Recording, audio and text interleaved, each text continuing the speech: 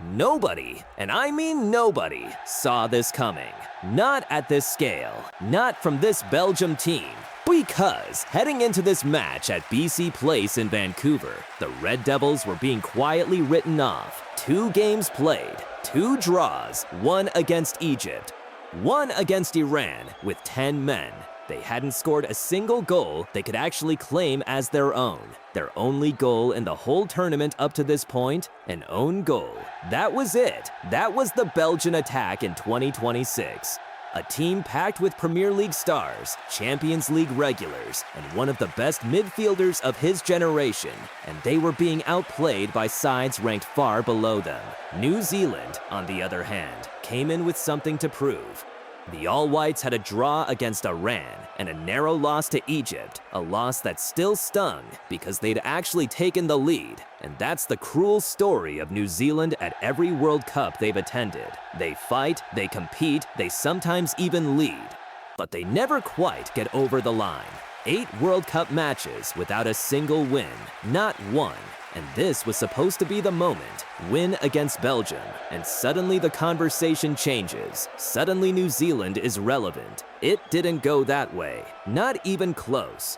From the very first whistle, Belgium was different. Something had changed. Maybe it was the pressure of elimination staring them down. Maybe Rudy Garcia finally found the right words in the dressing room. Whatever it was, the Red Devils came out with a purpose and an urgency that had been completely absent in their first 2 matches. And it was Leandro Trossard who lit the fuse. The Arsenal winger had been Belgium's most consistent performer, and in the 28th minute, he proved exactly why. A loose ball inside the penalty area, chaos in the box, and Trossard pounced, a powerful shot into the top right corner. Belgium won, New Zealand ends. The celebration was relief as much as joy. Finally, a goal they actually scored. Now here's where it gets interesting. Because New Zealand working, Max Crocombe made some outstanding saves, one from Kevin De Bruyne in particular that had the Belgian bench off their seats. But the All-Whites simply couldn't convert their moments, and Belgium was slowly turning the screw. Then came the second half, and Belgium completely detonated this match. Minute 50, Trossard again. His second goal of the night, a clinical finish from a rebound inside the box, slotting it calmly into the left side of the net. A brace for the Arsenal man, and suddenly Belgium had breathing room. The scoreline now read 2-0, and New Zealand's tournament dream was fading fast. But wait, because the story of this match isn't just Belgium scoring, it's how they were dominating. At one point in the second half, Belgium's shot count stood at 18-0. New Zealand hadn't managed a single attempt on goal.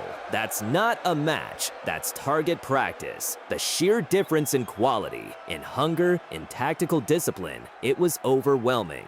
But at 66, and Kevin De Bruyne reminded the world exactly who he is.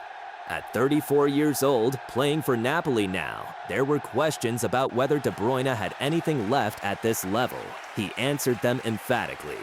A rebound drops to him at distance, no angle, no obvious shot, no invitation whatsoever, and he still drives it into the bottom left corner with brutal precision. The goalkeeper had no chance. Belgium 3, New Zealand 0. Goal of the tournament contender. The BC Place crowd went absolutely wild.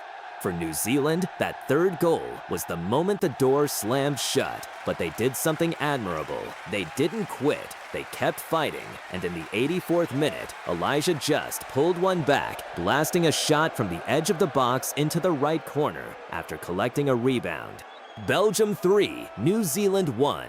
It was a consolation goal, yes. That goal actually mattered more for Egypt watching from the other stadium than it did for New Zealand themselves. Because in the parallel match, Egypt and Iran were drawing 1-4, and when New Zealand scored, Egypt briefly reclaimed the group lead on goal differential. But the lead barely lasted a minute, because Belgium responded almost immediately. Minute 86, Romelu Lukaku. The big man, Belgium's all-time record scorer, leapt to meet a cross and powered a header low into the middle of the net. Belgium 4, New Zealand 1. Lukaku had been a lightning rod for criticism all tournament, and right here, right now, he delivered when it mattered most. The header was textbook, perfectly timed, perfectly placed. His presence, his physicality, his movement had been there all game. The goal was just the finish to a complete performance, and then injury time. 90+4, Alexis Saelemaekers, the AC Milan winger who came off the bench, broke clear of the New Zealand defense and launched a mid-range shot that gave the keeper absolutely no chance. Belgium 5, New Zealand 1. The final scoreline was ruthless, but it was honest.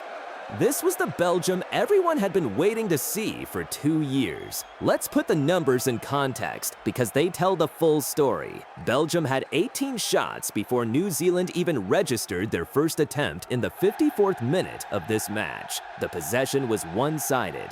The territory was one-sided. The quality gap on this night was undeniable.